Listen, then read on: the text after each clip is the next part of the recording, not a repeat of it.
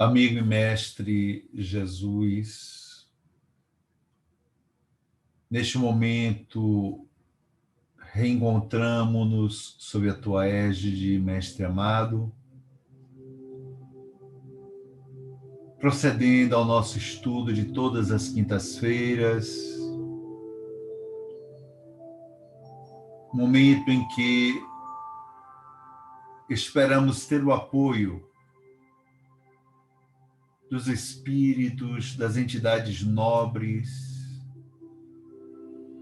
que são responsáveis pela educação moral e intelectual da nossa humanidade. Praz a ti, Senhor, envolver-nos nessas presenças que são tuas emissárias, inspirando ao nosso Simval, que vai nos traduzir a lição da noite a nós para compreendermos. E que neste momento também possamos orar pela nossa paz, dos nossos lares, das nossas famílias, seus lares, dos corações que nos são amados, seus lares, por todos os lares do planeta e pelo próprio planeta, Senhor, que se constitui o nosso domicílio cósmico, e a humanidade que se constitui nossa grande família planetária.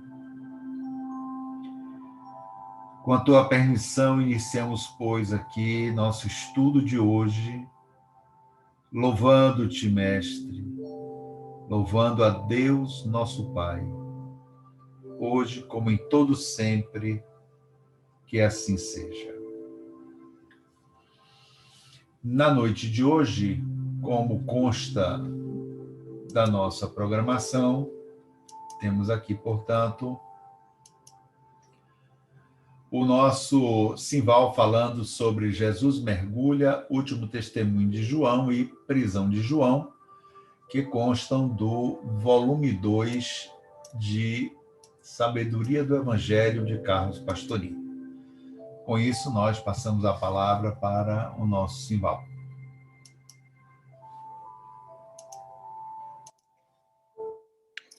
Boa noite a todos e todas.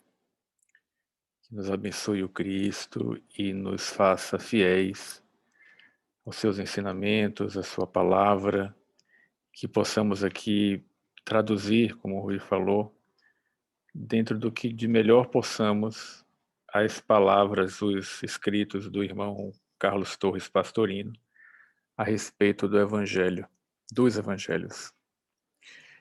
Rui, eu te mandei em cima da hora, desculpe, mas você recebeu o arquivo da apresentação? Pronto, joia. Hoje nós temos 3 temas, né? Pastorino divide em temas cada trecho do Evangelho. Então nós vamos falar sobre o que ele intitulou como Jesus mergulha, depois o último testemunho de João, o Batista, né? E a prisão de João. Então vamos começar no próximo slide aí, com 3 versículos do capítulo 3 de João, do 22 ao 24. E aí cabe até nós explicarmos o seguinte, para quem está acompanhando, né, o estudo todas as quintas, a apresentação da última quinta foi de versículos posteriores a esse, porque teve uma inversão de datas e Marconi já tinha preparado a apresentação sobre a mulher samaritana. Então, estes versículos aqui, eles são, vamos dizer assim, imediatamente após o nosso estudo de 2 quintas-feiras atrás, que foi até quem apresentou, que foi o Ministério do Precursor, né, que falava justamente de João. Então, aí vem, né? Depois disto, foi Jesus com seus discípulos para a terra da Judeia. e ali se demorava com eles e mergulhava. João também estava mergulhando em Enom, perto de Salim, porque ali havia muitas águas, e o povo ia e era mergulhado, pois João não tinha sido ainda lançado ao cárcere. Então, nós estamos falando aqui logo após a Páscoa, né, do ano 782 de Roma, ou seja, seria o ano 29 de nossa era, né, como a gente chama Anno Domini, após o calendário gregoriano, quando Jesus contava aí por volta de seus 35 anos. Então, o que é que João Evangelista diz? Né? Diz que após ele ter sido batizado, ou seja, após ele ter sido mergulhado por João, o Batista, né, que Jesus e os seus discípulos, então, saem de Jerusalém, mas permanecem na terra da Judéia, como está textualmente escrito aí. Né? Não se sabe exatamente onde, em qual local, mas provavelmente em algum local à beira do Rio Jordão. Tinha região que tinha realmente muita água, né? Na última quinta, quando Marconi estava falando, ele colocou, que fez parte lá do capítulo 4, que o próprio evangelista diz que Jesus não mergulhava pessoalmente, mas eram os discípulos dele que o faziam. Né? Isso está em João, capítulo 4, versículo 2. Já no caso de João, o Batista, não, esse permanecia mergulhando, os judeus, né, para a metanoia, a reforma mental, a mudança de mentalidade. E aqui o texto diz que ele foi para Enom, perto de Salim ou de Salém, que Pastorino nos diz que ficava a 8 milhas ao sul de Citópolis, que era na região da Samaria. Eu coloquei no próximo slide, eu usei um mapa que eu usei numa apresentação anterior, quando eu falei do Ministério do Precursor, que dá para a gente, então, perceber aí o seguinte, essa região verde aí, ao sul, temos a Judéia, e ao norte temos a Samaria. E notem que o Rio Jordão, ele pega de norte a sul da Palestina, né? Então, ele vai margear aí esse lado direito da região verde, né? Isso aí tudo, aqui embaixo temos o Mar Morto, né? E subindo lá, onde tem a região da Galileia, que é essa região amarela, este lago que se chamava de Lago de Tiberíades ou Mar da Galileia, não é isso? Que é onde se dá vários episódios, porque ficava ali a cidade de Cafarnaum, na qual Jesus se demorou bastante. Então, provavelmente, eles saíram dali da região da Judéia. Vejam que tem aí Citópolis, né, que está aqui nessa região lilás, rosa, enfim. Então, 8 milhas ao sul, provavelmente aqui nessa região. Isso, Rui. Né? 8 milhas ao sul, aí margeando esse rio Jordão. Então, ali estavam tanto João, o Batista, com os seus discípulos mergulhando, como também Jesus passara a orientar os seus discípulos a também mergulhar. Né? Bom, o que aí no próximo slide, um trecho que eu tirei do texto de Pastorino, que ele diz assim: parece que esta observação, ou seja, que o que está escrito no Evangelho de João, é feita no intuito de salientar que o ministério público de Jesus começou antes da prisão de João o Batista. Por quê? Como diz aqui, porque pelos sinópticos, ou seja, Marcos, Mateus e Lucas, eles não dizem nada sobre esse período. Então, se nós lêssemos somente os outros 3 evangelistas, pareceria que Jesus só teria começado a sua vida pública, vamos chamar assim, após a prisão do Batista. Porque como é que como é que está nos outros 3 evangelistas, né? Todos 3, assim como João, né, citam o episódio do batismo de Jesus, mas após o episódio do batismo, Mateus, Marcos e Lucas trazem a passagem da tentação no deserto, que não consta do Evangelho de João. E após esta parte da tentação do Cristo, eles aí então começam a falar do ministério público de Jesus.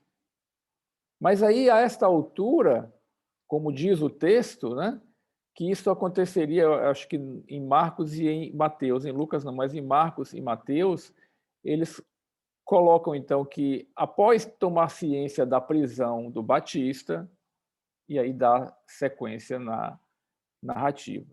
Então, através do Evangelho de João, a gente vê que Jesus se coloca então a pregar também, né, a começar a sua vida pública, realmente seu ministério público aí, enquanto João ainda estava livre, né? E aí no próximo slide a gente vai comentar já o primeiro comentário místico de Pastorino sobre esses 3 primeiros versículos, né? Em que ele destaca alguns símbolos. Então ele diz assim: depois da manifestação na cidade da paz, qual é a cidade da paz? Jerusalém, como nós já vimos em episódios anteriores deste estudo. Então, depois da manifestação na cidade da paz, a individualidade permanece no louvor a Deus, ou seja, sai de Jerusalém, mas permaneceu na Judéia. A Judéia, como nós já vimos também, em hebraico, significa louvor a Yahvé, né? Louvor a Deus. Então, permanece a individualidade no louvor a Deus, aproveitando-se das circunstâncias, das oportunidades, né, para exercitar seus discípulos. Quem são os seus discípulos? São justamente as personalidades, né, ainda incompletas. Exercitá-los no ministério material de ritos, né, o rito da purificação pela água, o rito do mergulho, o rito do batismo, né, que pudessem ajudá-los a se desvencilhar dos defeitos, né, como chama aqui defeitos, que são inerentes à separatividade, né, este sentimento de que estamos separados do todo, separados de Deus.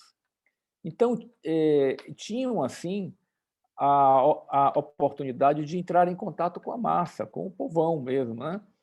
E de tanto repetir a necessidade dessa reforma mental, né?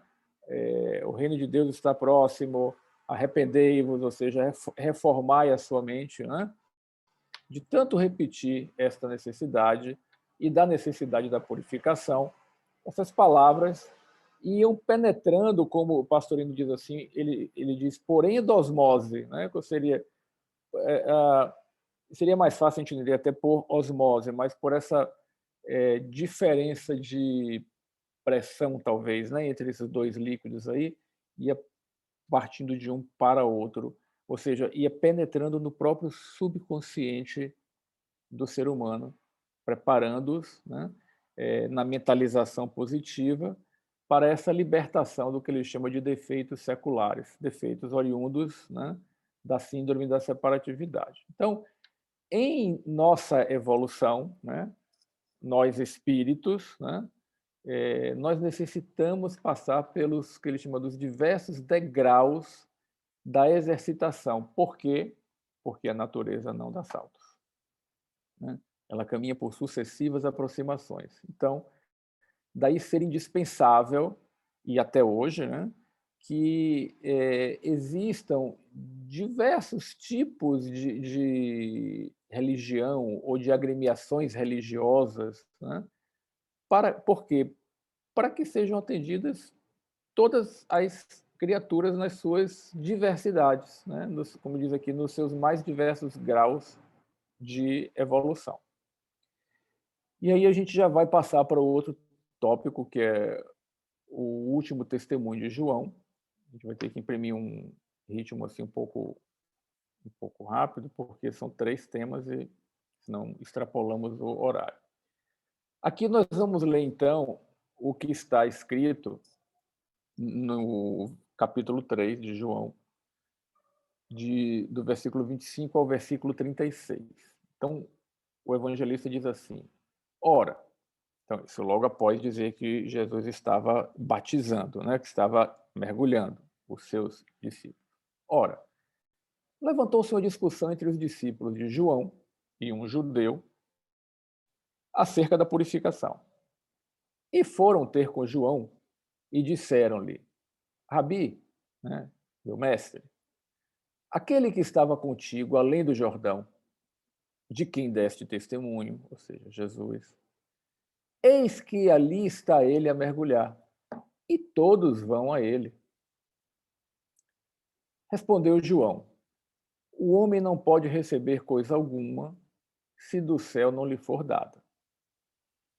Vós mesmo me sois testemunhas de que eu disse: eu não sou Cristo, mas sou enviado diante dele. O que tem a esposa é o esposo, mas o amigo do esposo, que está presente e o ouve, muito se regozija por causa da voz do esposo, pois este meu gozo, esta minha satisfação está completa. É necessário que ele cresça e que eu diminua. Dando continuidade no próximo slide, a gente vai ler o texto todo e depois a gente destaca versículo por versículo. O que vem de cima está sobre todos. O que vem da terra é da terra. O que vem do céu está sobre todos. Este último trecho, o que vem do céu está sobre todos, hoje, contemporaneamente, há uma divisão entre os estudiosos dos textos antigos, porque em várias cópias não consta. Consta somente assim, o que vem do céu, o que ele ouviu, disso dá testemunho. Mas aqui está mantido como era estudado antes. Então, o que vem do céu está sobre todos. O que ele viu e ouviu, disso dá testemunho. E ninguém recebe seu testemunho. O que recebeu seu testemunho, esse confirmou que Deus é verdadeiro. Porque aquele que Deus enviou fala as palavras de Deus, já que Deus não dá o Espírito sob medida. O Pai ama o Filho e tudo pôs em sua mão. O que crê no Filho tem a vida imanente. Lembramos, né, do que a gente conversou nas outras edições, tem a vida eterna. Né? E mais aqui ele explica que é mais adequado à vida imanente. Então, o que crê no Filho tem a vida imanente, já que todos temos vida eterna. O que, porém, desobedece ao Filho não verá a vida, mas sobre ele permanece o acicate de Deus, que também nós vamos ver em outras edições, permanece a ira de Deus. A gente vai falar sobre isso um pouco mais adiante. Então, aqui nesse trecho, ele começa com o que Pastorino diz, uma disputa de ciúmes, né, entre os discípulos de João e um judeu. Né? Por quê? Porque falavam sobre o rito da purificação, coisa que principalmente os fariseus, né, prezavam bastante, porém toda a ênfase que os fariseus davam era uma ênfase sobre a parte externa, né, a parte material. Então, era aquela coisa de se lavar, né? Tinham não sei quantos preceitos, então tinha que lavar a mão de um jeito, lavar a mão de outro jeito, enfim, era uma neurose obsessiva, compulsiva, né, por essa limpeza. E aí a gente entende que quer limpar muito do lado de fora, porque o lado de dentro estava sujo, né? Sepulcros caiados, mas por dentro já sabemos. Então, discutia-se sobre isso, ao passo que Jesus dava ênfase à parte espiritual, né? Esta simbologia, né, mas era para dar ênfase na limpeza que tinha que fazer por dentro, na reforma mental. E aí os discípulos de João, né, que começaram a ver que muitos estavam indo se batizar com Jesus, ou com os discípulos de Jesus, e, portanto, não estavam se batizando com o mestre deles, o Batista, né? Foram até ele para dizer, e aí, como é que é?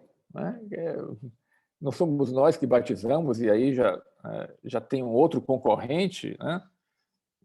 E aí, Pastorino coloca assim, como é humana esta cena em todas as épocas. Achei ótimo isso deles, né? Como é humana, é realmente essa cena dos ciúmes, né?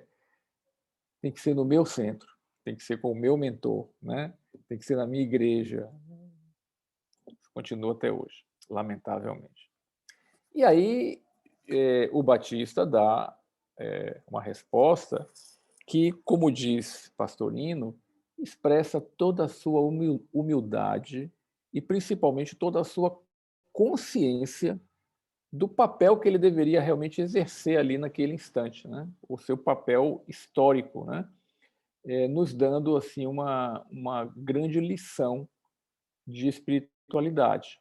Então, no próximo slide, tem aí o que é que o João, o Batista, né, disse para os seus discípulos. Ele começa dizendo, olha, no próximo. Aí, ele diz assim, o homem não pode receber coisa alguma se do céu não lhe for dada. Então, ao perguntarem, né, sobre este outro que batiza, ele primeiro não vai falar sobre ele nem sobre Jesus. Ele primeiro diz assim, ó, o ser humano não pode receber nada, coisa alguma, se não vier do céu. E aí, o que está escrito aí está escrito também na Ipsis Literis no texto de Pastorino, que ele diz assim, seja bem, seja mal, julgue-se pobreza ou riqueza, atribua-lhe o nome de poder ou escravidão, tudo vem do céu. Embora possa parecer justo ou injusto. E aí ele diz assim, quem é capaz de julgar? Né? Nada acontece, né, sem a permissão do mais alto. Né? E quem é que pode julgar? Nenhum de nós pode julgar. Até porque o que para a gente muitas vezes é bom, pode não ser. Né? E vice-versa. Aquilo que a gente às vezes julga como mal, pode não ser. Primeiro porque Pastorino diz assim, nós temos uma incompetência total por falta de dados para julgar. Por quê? Porque nós não conseguimos penetrar o íntimo de nenhuma criatura. Nem mesmo o nosso, né? Até o nosso, ainda assim, nós não temos este domínio sobre o que realmente se passa dentro de nós, mas somos responsáveis por tudo que fazemos, né? Mas por não podermos penetrar o íntimo do outro e não saber o que o motivou, quais foram as suas intenções realmente, nós não temos esta possibilidade de julgar. Está escrito, não julgueis, né? Para também não serdes julgados, ou com a mesma medida que julgares, serás também julgado. Né? A mesma medida que a gente aplica ao outro será aplicada para a gente. Então ele diz assim, aprendamos a receber tudo com humildade. Né? Essa é a palavra, né? Com humildade. E aí, seguindo o texto, no próximo slide, João vai então relembrar os seus discípulos, né? Vai dizer assim, olha, vós mesmos sois testemunhas de que eu disse o quê? Eu disse assim, eu não sou o Cristo, mas sou o enviado diante dele. Então, os discípulos já tinham ouvido isso do Batista. Né? E aí, Pastorino nos diz assim, todo aquele que tem consciência da espiritualidade superior nunca vai se fazer passar por ela se não for. Né? Então, aí tem um ensinamento do Batista, ensinou com o seu próprio exemplo, né? De que não, a gente não deve se, como ele põe assim, se arrogar de prerrogativas imaginárias, né, de, do que a gente não é. E, inclusive, ele coloca um símbolo que é interessante, que ele diz assim: o que tem a esposa é o esposo, mas o amigo do esposo que está presente e o ouve, muito se regozija por causa da voz do esposo. Lá naquela região da Palestina, eles tinham, ou tem ainda, o hábito que a gente vê aqui na América do Norte também. Aqui no Brasil, quando se dá um esponsalício, né, casamento, principalmente porque aqui todos são feitos normalmente nas igrejas, tem aquela coisa de convidar os padrinhos. Então tem padrinhos e madrinhas, diversos, né? Lá na América do Norte, como lá nessa região da Palestina, tinha a figura, aqui na América do Norte se chama de best man, né? Que seria assim o melhor amigo, o melhor homem, né? O melhor amigo, que fica incumbido de acompanhar o noivo durante todo o dia que vai se dar o casamento, para poder ajudá-lo nos preparativos. Assim como a noiva tem a maid of honor, que é aquela madrinha que também faz o mesmo papel, né? Então aqui João se coloca como este best man, né? Com este melhor amigo, né? E ele diz o seguinte: eu fico feliz, né? Eu exulto, né? Eu vibro com a alegria do meu amigo, né? Eu não me entristeço porque ele está casando e não sou eu que estou casando, né? Pelo contrário, eu não sou concorrente dele, né? E aí é justamente por isso que no próximo slide João complementa para os seus discípulos e diz assim: é necessário que ele cresça e que eu diminua, né? E aí a gente tem uma simbologia fantástica, linda aqui, porque se nós considerarmos João como sendo a personalidade, porque já tinha sido dito, né, que de todos os filhos de mulher, este é o maior, porém, ele é o menor dentre ele é menor dentre os menores que estão no reino dos céus, ou seja, ele ainda está sujeito às reencarnações. Então, João, mesmo João o Batista, ainda é para nós o símbolo da personalidade, só que uma personalidade que já está assim a um degrau, talvez, né, da vida imanente, né? Ou seja, de viver completamente a sua individualidade. E aí ele diz assim: para que eu dê esse passo, né, para que isso aconteça em mim, e para que isso aconteça, para que isso também aconteça na Terra, né, na humanidade, é necessário que a personalidade diminua. Porque enquanto a personalidade não diminuir, a individualidade não vai ocupar esse espaço. Por um simples motivo, né? A individualidade respeita, né, este livre-arbítrio. Respeita mesmo. Então, enquanto a gente quiser ficar preso, amarrado, apertado, né, a ela, enquanto não der espaço, a gente fica aqui, sujeito a essas rodas, esses círculos reencarnatórios. Então, é necessário que ele cresça, né, e que eu diminua, natural. Então, Pastorino diz assim: é mesmo necessário que ele, Jesus, cresça aos olhos do povo e que ele, o Batista, se vá afastando aos poucos. E traz uma figura linda que ele diz assim: tal como a estrela d'alva que anuncia o sol e que depois empalidece e morre, para deixar que o astro-rei envolva e fecunde a terra com seu esplendor. É lindo, né? E assim, quando sentido pela gente mesmo, fica mais ainda. E aí, o evangelista, né, João, então, de novo, toma a palavra, como ele fez naquele episódio anterior de Nicodemos, e vai falar sobre o Batista e sobre Jesus. A gente vai ver no próximo slide que ele diz assim: o que vem de cima está sobre todos, o que vem da terra é da terra. Né? Ou seja, utilizando os símbolos ou a linguagem de Pastorino. O que vem de cima é o chamado filho do homem, filho da humanidade, aquele que já completou, né? Já tem o total domínio sobre si e sobre a matéria, que não tem mais necessidade de reencarnar. Quando reencarna, reencarna por missão, né? Reencarna por opção,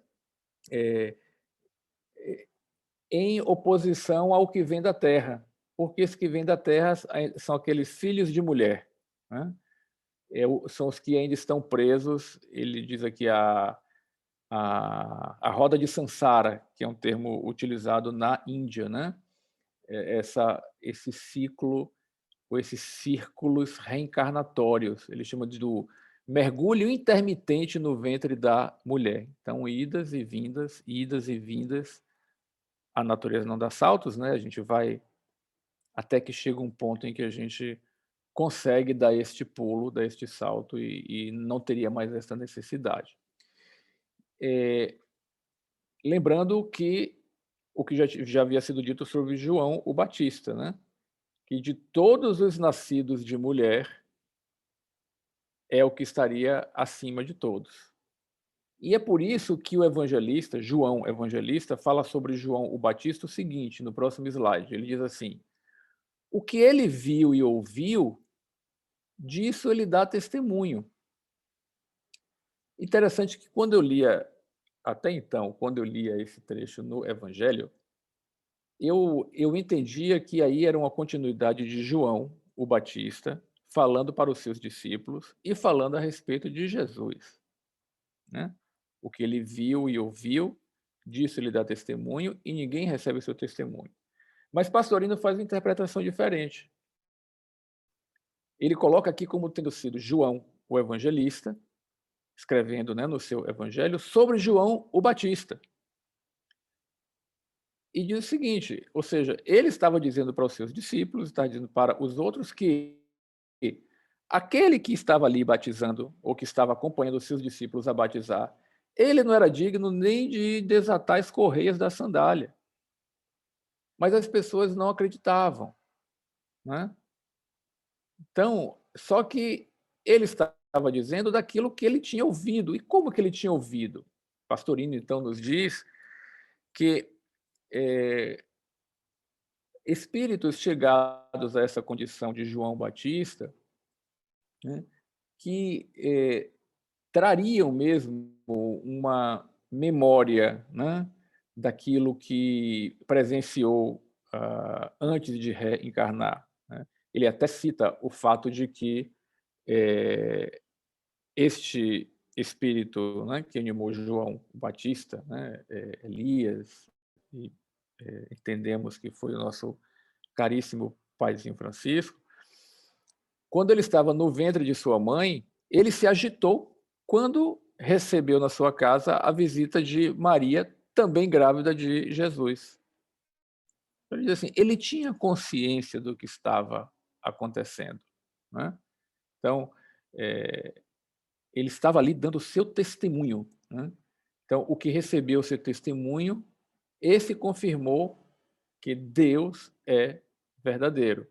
Né? Ele falava sobre Jesus ser o Filho unigênito, né? Ou seja, o manifestante da divindade sobre a terra. E complementando, no próximo slide, ele diz assim, aquele que Deus enviou, aí já está falando de Jesus, né? Aquele que Deus enviou fala as palavras de Deus, já que Deus não dá o Espírito sob medida, né? Ou seja, esse sob medida é como se fosse assim, não dá com limitações. Né? Tudo que provém da divindade realmente é farto, né? É abundante. Então, esta possibilidade que Deus nos dá e que é revelada naqueles que adentram, então, a condição de espíritos puros, e mais ainda nos que estão numa condição de Cristos, né, ungidos, untados, unidos, reflexo cristalino da divindade, né, aquele enviado de Deus, o que ele fala, o que ele expressa, é a expressão da divindade. Né? Ali não há nenhuma limitação, ali não há nenhuma medida. Né? O seu canal de comunicação é de uma pureza ímpar. Então, ela não adultera nada da mensagem que vem. Né? Ele repassa 100% na originalidade aquele comando, né? Aquela inspiração, o pensamento divino. Por quê? Porque ele já está nessa condição de untado, de unido, de uno, né? Com a divindade. E aí, seguindo, João, o evangelista, diz assim: o Pai ama o Filho e tudo pôs em sua mão. Né? Então, vamos lembrar como o Pastorino nos apresenta, né? O pai, o amante, né? Ama o filho, o amado, né? O Criador é este amor, não é isso? E tudo coloca em suas mãos. O que ele está colocando aí para a gente também, segundo a interpretação de Pastorino? Ele está falando também do livre-arbítrio, né? Que foi outorgado para todos nós e que é, como eu falei, respeitado, né? Por esta divindade que existe em nós, né? Essa instância crística, esta mônada divina, né? Esta luz cristalina respeita essas decisões dessa nossa individualidade. Então, cada um de nós, digamos assim, navegará num ritmo que escolher. A duração será maior ou menor. Segundo, ele até usa um termo aqui que eu tive que ir no dicionário para pesquisar, né? Alvedrio, que é a mesma coisa que arbítrio. Né? Então, cada um vai de acordo com o seu arbítrio, com a sua vontade. E complementando no outro slide, o evangelista diz assim: o que crê no Filho tem a vida imanente. Né? O que, porém, desobedece ao Filho não verá a vida imanente, né? Enquanto estiver desobedecendo. Mas sobre ele permanece, e aí Pastorino traduz como o acicate de Deus. Né? Nas outras edições, todas que eu pesquisei, é a ira de Deus. Né? Acicate é um aguilhão, né? Aquela vara com uma ponta de ferro, com uma ponta fina, que se usa para poder tocar os animais. Né? Vem do árabe, né? Acicate, ou seja, significa coices, pontapés. Mas por que coices e pontapés? Porque era o que o animal fazia quando era esporado, né? Quando era acicatado. Né? E aí Pastorino diz assim, que este acicate, moralmente falando, né, é a insatisfação que vem de nosso íntimo, onde reside Deus, e que nos impele a evoluir, seja nosso bom ou mau grado. Por que nos impele? Né? Ele nos respeita, mas nos impele. Então, assim, se a gente quiser contrariar o fluxo da correnteza, nos será permitido contrariar, mas nos será doloroso, nos será cansativo, estafante.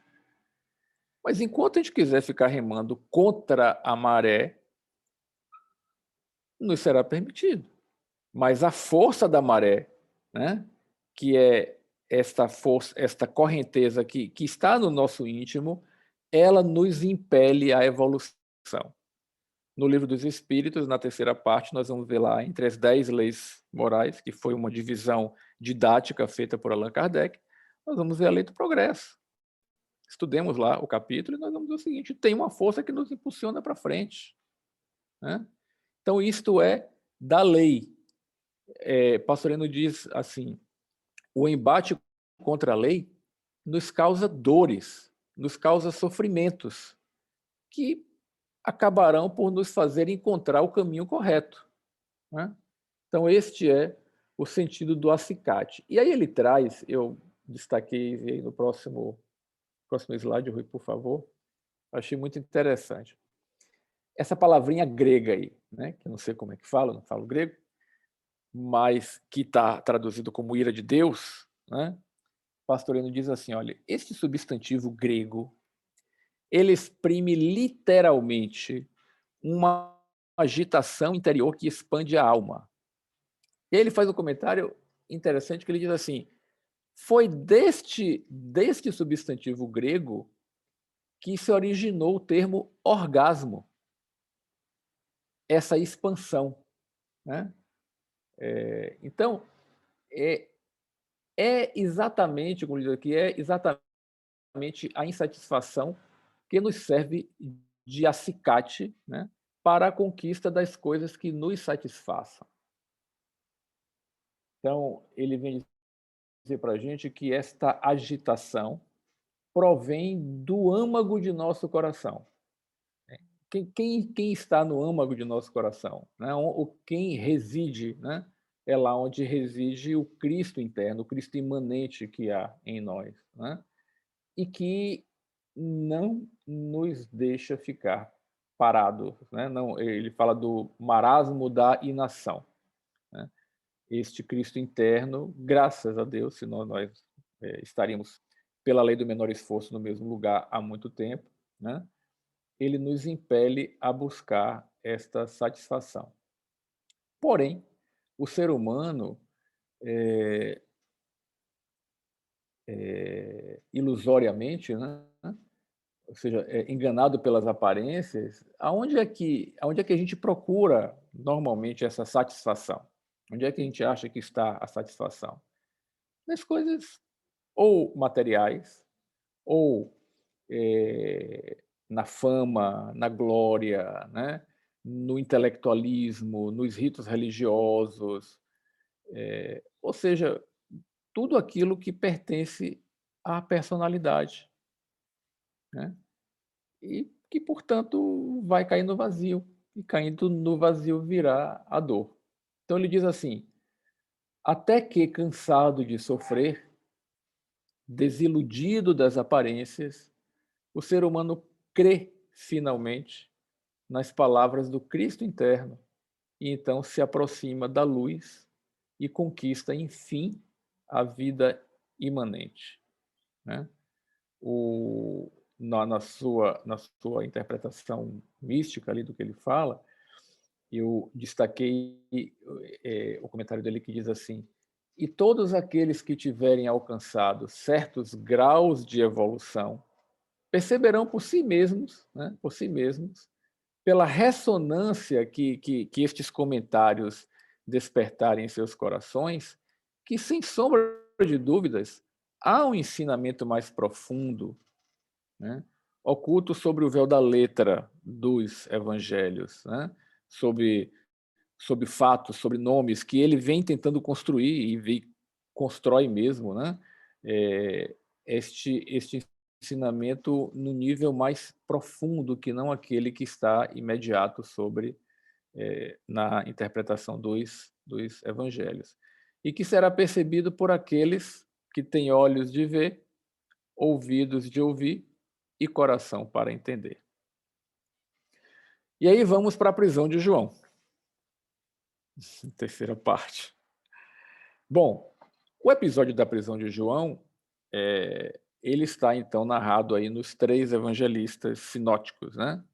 Em Mateus, em Marcos e em Lucas, né? Em Marcos é que ele dá um pouco mais de detalhes, porque Mateus diz assim: Herodes prendera João, o algemara e o pusera no cárcere por causa de Herodíades, mulher de seu irmão Filipe. Porque João lhe havia dito, João o Batista, né? Havia dito para ele, Herodes, né? Aí nós vamos ver depois que esse não é Herodes o grande, o rei, é o Herodes Antipas, né? Porque João tinha dito para ele, não te é lícito tê-la. Tê-la quem? Herodíades, que era a esposa do irmão dele, Filipe, né? E embora Herodes quisesse matá-lo, temia o povo. Ou seja, Herodes tinha medo do povo. Por quê? Porque este o tinha como profeta, né? Marcos confirma, né, porque o próprio Herodes mandara prender João e acorrentá-lo no cárcere por causa de Herodíades, ou seja, por causa dela, né? Mulher de seu irmão Filipe. Aí Marcos já diz, pois Herodes se casara com ela. E aí nós vamos entender melhor depois esta, este rolo, vamos chamar assim, né? A gente vai ver que é uma coisa que só lá mesmo, né? Porque João lhe dizia, não te é lícito ter a mulher de teu irmão. Eu fico pensando assim, o sujeito naquela época mandava chover e fazer sol. Ele era o tetrarca, né? Um dos tetrarcas. E João, né, vira-se para ele sem qualquer temor e em público e diz o seguinte: não é lícito você ficar com ela. O que você está fazendo é adultério, né? Outros não fariam com medo de ser presos e executados imediatamente. Mas ele, com João não tinha isso não, né? E aí Marco diz assim: e Herodíades o odiava e queria matá-lo, né? Mas não podia. Não podia por quê? Porque Herodes temia João, sabendo que ele era homem justo e santo e o protegia. Durma com um barulho desse, né? E ao ouvi-lo ficava muito admirado e o escutava com satisfação. Então ele ficava dividido entre as exigências da esposa e as exigências do povo, porque, como diz aqui, o povo achava que ele era um profeta, né? E o que ele sentia no íntimo, né? Porque Marcos diz aqui que ele ficava muito admirado e escutava João com satisfação. Escutava o seu prisioneiro, né? E Lucas, né? Mas Herodes, o tetrarca, sendo repreendido por ele, João o Batista, né? Por causa de Herodíades, a mulher de seu irmão, e por todas as maldades que Herodes fazia, acrescentou ainda sobre todas a de fazer encerrar João no cárcere. Então, todos três falam a mesma coisa e com algumas nuances. Eu aí trouxe um outro slide que eu usei também naquela apresentação anterior, que fala aí da linha do tempo, né? Do que aconteceu naqueles dias, naquela época.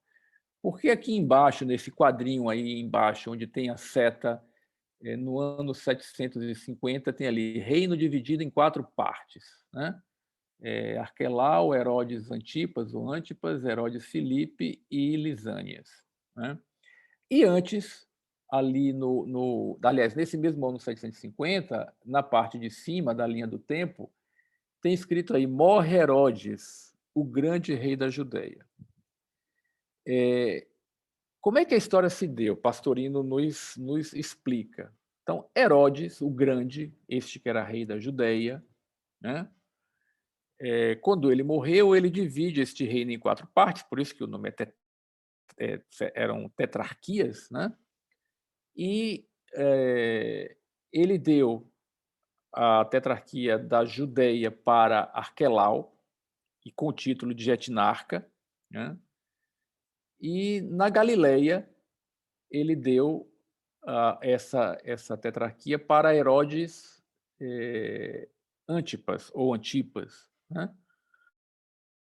Ele era tetrarca da Galileia e da Pérea também. Aí o Herodes Filipe ficou com a Traconite de mais outras áreas, né? E ainda tinha uma outra parte que foi dada para o Lisânias, que foi a parte da Albilene, né? Bom, aí o que Pastorino nos diz? Este Herodes, o rei, tá? Ele teve 2 esposas. A sua segunda esposa, de nome Mariana, inclusive tem uma coisa que foi escrita errado, eu vou corrigir aqui também. Errado no texto de Pastorino. A segunda esposa dele, de nome Mariana, né, ele teve com ela um filho. Né, e esse filho é esse Herodes Filipe aí, né, a quem ele deu a Traconítide. Né? Aí ele diz assim, a este é quem Herodes destinara realmente a sucessão do seu trono. Né? E para que o governo ficasse em família, aí ele diz assim, o velho Herodes, ou seja, o grande, deu a sua própria neta, de nome Herodíades, esta que nós vimos aí falar que odiava João. Quando Herodíades tinha somente 3 a 4 anos, né, o seu avô Herodes o Grande, né, deu ela como esposa para Herodes Filipe. Por quê? Herodes Filipe era tio dela, por parte de pai. Né? Porque Herodíades era filha de Aristóbulo. Aristóbulo era filho de Herodes com a sua primeira esposa, que no texto de Pastorino também está escrito Mariana, mas o nome dela era Doris. E pouco se sabe sobre ela. Né? Então, no seu primeiro casamento, Herodes o Grande, com sua esposa Doris, um dos filhos se chamava Aristóbulo. E o que Herodes o Grande fez? Por ciúme, mandou matar a esposa e o filho Aristóbulo. Ambos foram assassinados a mando de Herodes. Né? Mas ficou a neta. Então, a filha de Aristóbulo, Herodíades, foi dada em casamento, ou seja, quando ela tinha 3 a 4 anos, ao seu tio, que já era bem mais velho, né? Herodes Filipe. Muito bem.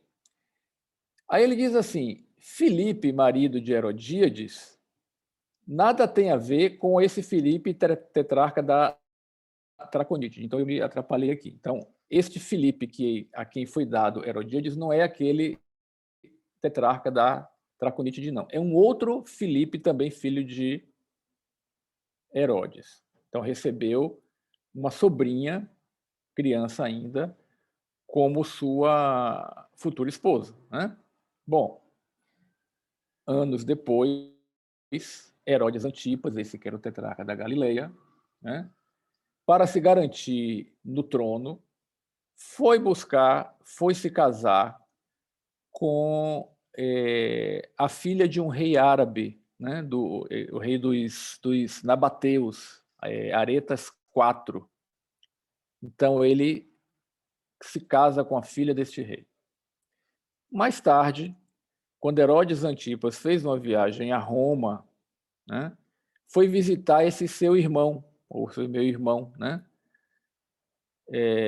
que vivia lá como simples cidadão da Palestina, né, fora da Palestina, cidadão de Roma. E lá ele conhece a sua cunhada, Herodíades, só que ela aí já com seus 35 anos. Né? E quando a conhece, surge entre eles aquela paixão violenta, arrebatadora. E os dois fazem um combinado. Né? Ou seja, combinaram que quando Herodes regressasse de Roma para a Galileia, iria repudiar sua esposa, a filha do rei Aretas IV, né? E ela, Herodíades, também sairia e iria para lá, para a Galileia, para poder viver com ele. Isto para os judeus era adultério. Né? Então, isto foi o combinado deles. Então, Herodes Antipas repudiaria a filha de Aretas e ela iria para lá. Esta filha de Aretas, isso tudo está escrito no texto de Pastorino, por isso que é muito legal a gente ler os textos dele, né? Esta filha, acho que eu tenho aqui, já tenho encerrando. Esta filha de Aretas descobriu antes que ela ia ser repudiada. O que ela fez? Escapou e foi para a casa do pai, que, por sua vez, né, jurou vingar a honra da filha. E nós vamos ver que mais adiante ele realmente consegue vencer, lá para o ano de 36, ele consegue vencer o Herodes Antipas, né? Então, isso causava entre os judeus um escândalo, era adultério, era, além de adultério, eles também consideravam incesto. E aí, quando Herodíades foi para lá, para ficar com ele, ainda levou a sua filha, que todos nós vamos ver mais adiante, nos próximos textos, mas que a gente conhece, né? Que foi a que pediu a cabeça de João na Batista, a cabeça de João Batista numa bandeja, que é a Salomé, né? Mas, ao final das contas, no ano de 36, o exército do rei Aretas acaba, né, com Antipas, que sai derrotado. Então, no próximo slide, eu destaquei só um trecho desse que nós comentamos, da prisão de João, que diz assim: porque o próprio Herodes mandara prender João e acorrentá-lo no cárcere por causa de Herodíades, mulher de seu irmão Filipe, pois Herodes se casava com ela. Então, nós já explicamos tudo isso. O historiador Joséfo, segundo Pastorino, né, relata que a prisão de João Batista não foi só por causa disso, mas porque havia uma motivação política, né, porque a pregação dele, do Batista, podia levantar uma sedição, ou seja, um motim, uma revolta dos israelitas para tirar Herodes do trono. Por quê? Porque ele cometia o crime de adultério e o crime de incesto, né? E aí, nada melhor para se livrar de alguém do que dar cabo desse alguém, né? Só que ele não conseguia dar cabo, primeiro, com medo do povo, porque o povo considerava João um profeta de verdade, né?